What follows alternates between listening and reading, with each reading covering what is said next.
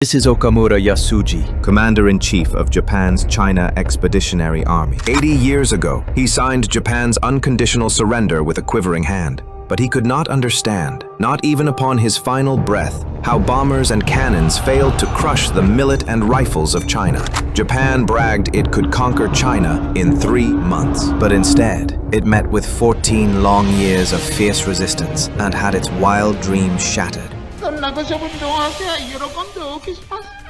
What enabled the Chinese to win? It was the total dedication to one's motherland. It was defiance in the face of ruthless invasion. It was unbreakable faith. And the simplest truth of all, evil cannot crush justice. Darkness cannot eclipse light. Regression cannot stop progress.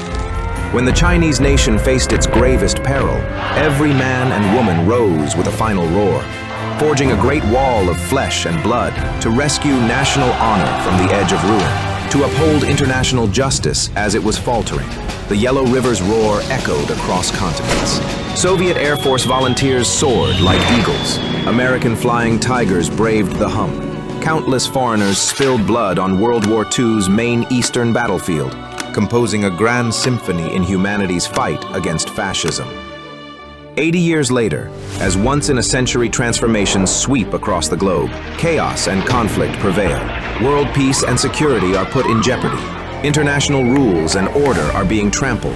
It's expected that the path of the Chinese nation's great rejuvenation will see more high winds and fiercer storms ahead. Yet what the Chinese people have never lacked is the strong backbone. 80 years ago, soldiers survived on grassroots and slept on frozen earth, but they still drove back invaders with evil intentions.